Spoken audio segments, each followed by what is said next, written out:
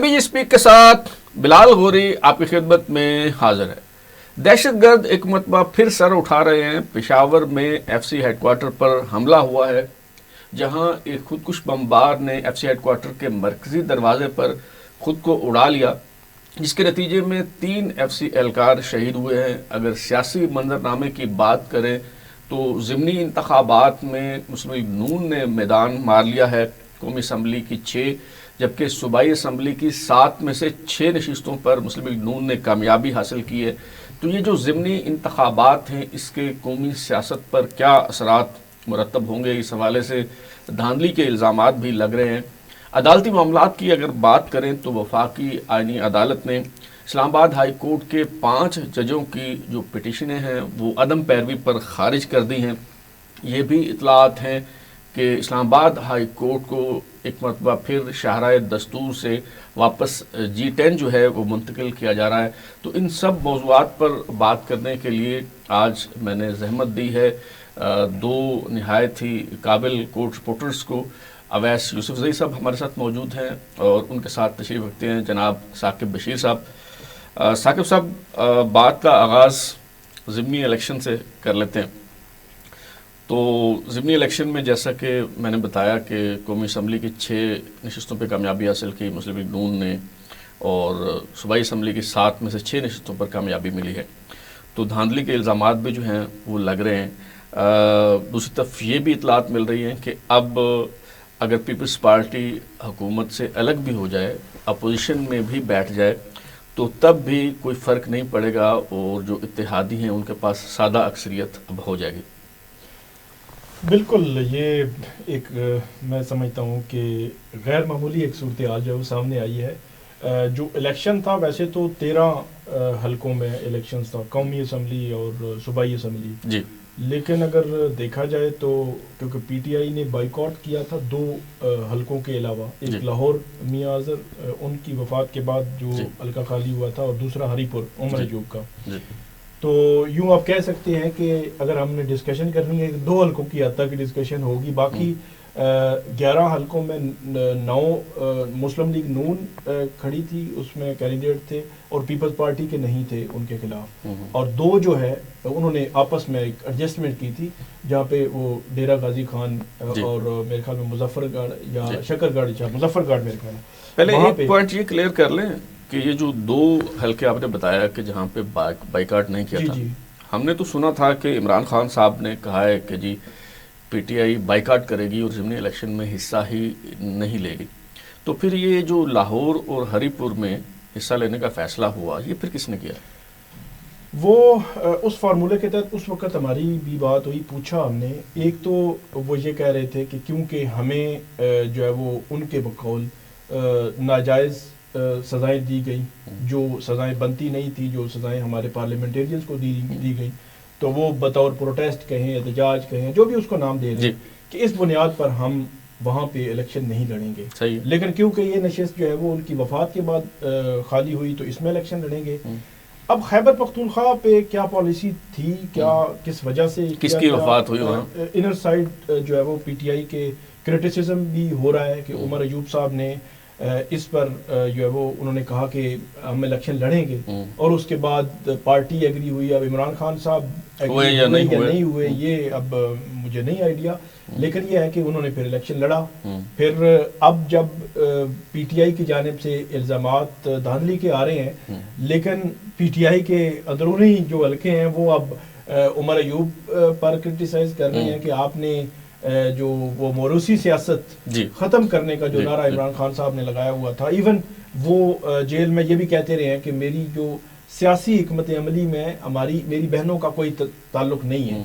تو اس کے باوجود اگر ان کے جو مرکزی جو لیڈرشپ ہے، عمر ایوب صاحب مرکزی لیڈر ہیں، تو وہ اگر الیکشن ان کے حلقے سے ہونا ہے تو وہ ان کی وائف اہلیہ جو ہے وہ الیکشن لڑے گی، اور وہ بھی گھریلو خاتون ہے۔ یہ ایک امپورٹنٹ ہے۔ اگر وہ ایک پولیٹیکل ورکر ہوتی، انہوں نے ایک طویل جدوجہد کی ہوتی، پارٹی کا حصہ ہوتی، پارٹی کی جو جتنی ایکٹیویٹیز ہیں ان میں ہوتی، تو پھر میرے خیال میں ہم اس کو مختلف بھی ڈسکس کر سکتے تھے، لیکن پیورلی ایک گھریلو خاتون، بلکہ ان کو اوائڈ کیا گیا کہ وہ سامنے نہ آئے، تصویر بھی نہیں آ رہی تھی، وہ ویڈیو میسج بھی ان کا آخری وقت میں تب سامنے آیا جب بہت زیادہ کرٹیسزم ہو رہا تھا. تو میرا خیال یہ ہے کہ پی ٹی آئی جب اس قسم کا کلیم کرتی ہے کہ موروثی سیاست ہمارے اندر نہیں ہے یا اس کے خلاف بولتے ہیں، تو پھر عملی طور پر ان کو عمل بھی کرنا چاہیے اس پہ. تو وہ دکھانا چاہیے کہ ہم جو ہے وہ اس کے خلاف ہیں. تو یہ دو حلقے جو ہے وہ اس لحاظ سے تھے. مطلب ہم ڈسکشن کر سکتے ہیں کہ دو حلقوں میں سچویشن کیا رہی. تو وہ ایک خیبر پختونخوا کا، یعنی مان لیا کہ پنجاب میں، لاہور میں پنجاب حکومت ہے یا مسلم لیگ نون کی حکومت ہے، پونے 2 سال وسائل استعمال ہوئے یا اس طرح کے الزامات ہوئے، یا مطلب ایک تاثر بھی ہوتا ہے نا. فرض کریں اگر نہیں بھی ہوئے، ان کو یقین دہانی بھی کرا دی جائے کہ آپ ہمیں ووٹ دیں گے تو ہم آپ کو کریں گے. لوگ کہتے ہیں یار 3 سال تو ان کے پاس ہیں تو یہ کریں گے. تو خیبر پختونخوا میں تو ایسی صورتحال نہیں تھی. خیبر پختونخوا میں پی ٹی آئی کی اپنی حکومت تھی، اپنی پولیس تھی، انتظامیہ ان کے ماتحت تھی. اس کے باوجود اگر جو الیکشن آیا ہے ان کے الزامات اگر درست نہ ہوں تو بہت بڑا مارجن ہے.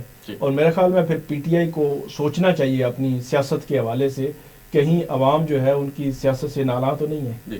اویس صاحب یہ بتائیے گا، یہ جو جس حلقے کی ابھی ہم بات کر رہے تھے، عمر ایوب صاحب والا حلقہ، وہاں پہ بابر نواز صاحب جو ہیں انہوں نے ووٹ لیے 1,63,000، اور جو عمر ایوب صاحب کی اہلیہ ہیں شہناز عمر ایوب، انہوں نے 1,20,000 ووٹ لیے.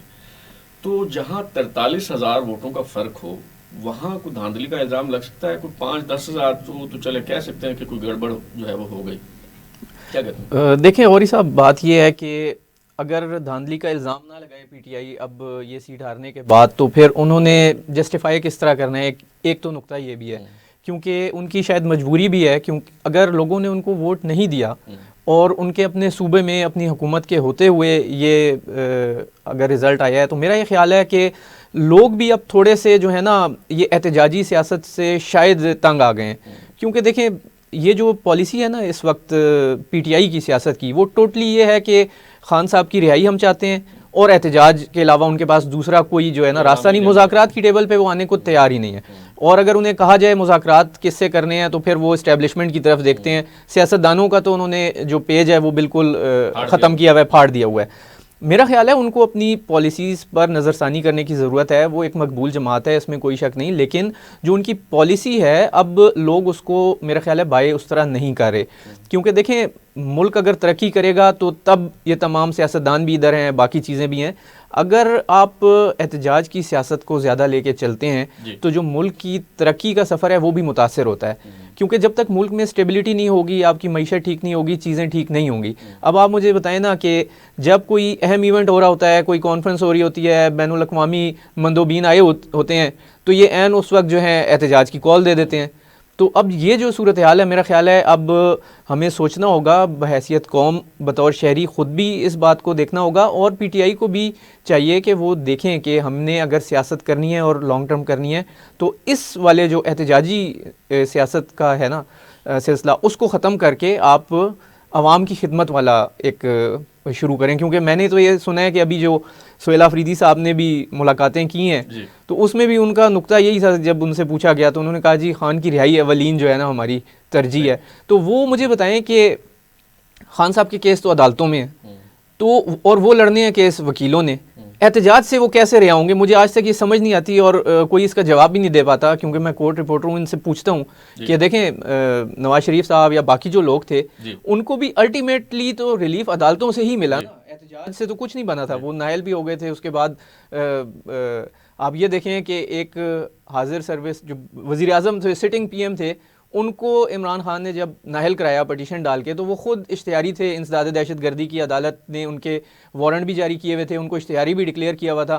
تو ہمارے لیے بڑی حیرت کی بات ہوتی تھی اس وقت کہ ایک اشتہاری جو ملزم ہے ایک لوور کورٹ کا، اس کی وہ گرفتار بھی نہیں کرتے اور اس کی پٹیشن انٹرٹین ہو جاتی ہے اور آپ کا جو پرائم منسٹر ہے وہ گھر چلا جاتا ہے. تو یہ ایک سہولت اس وقت ان کو میسر تھی جو اب بند ہو گئی ہے. کوئی غیبی امداد ہو سکتی ہے بالکل. یہ اب اچھا یہ بتائیں، یہ میں نے بعد میں پوچھنا تھا، اس طرف آنا تھا چونکہ اویس صاحب نے ذکر چھیڑ دیا، وہ آفریدی صاحب نے جو یہاں ملاقاتیں کی ہیں اینکر سے، یوٹیوبر سے، صحافیوں سے، مجھے بھی بلایا تھا لیکن میں باوجود جا نہیں پایا. آپ میرے خیال موجود تھے. تو اس ملاقات کے حوالے سے بتائیے گا کہ کیا گفتگو ہوئی اور کیا امپریشن تھا اور اس میں کوئی تبدیلی آئی ان کے حوالے سے؟ 2-3 بڑے میجر جو ایشوز ہیں. ایک تو خیبر پختونخوا میں جو دہشت گردی کا جو معاملہ ہے، آپریشن کی مخالفت P T I, Imran Khan کہتے ہیں نہیں کرنے دیں گے، وہ کہتے ہیں کریں گے، پھر پریس کانفرنسز ہوئی، بہت کچھ ہوا. ایک تو اس ایشو کو انہوں نے ایڈریس کرنے کی کوشش کی، اور اس میں ان کا موقف یہ تھا کہ ہم نے جو پولیٹیکل پارٹیز ہیں خیبر پختونخوا کی، انکلوڈنگ مسلم لیگ نون اور پیپلز پارٹی این پی، سب کو بلایا ہم نے، اور وہ نان الیکٹڈ لوگ جو ان کے قبائلی جو سربراہ ہیں یا مشران ہیں یا ان کو بھی ہم نے بلایا.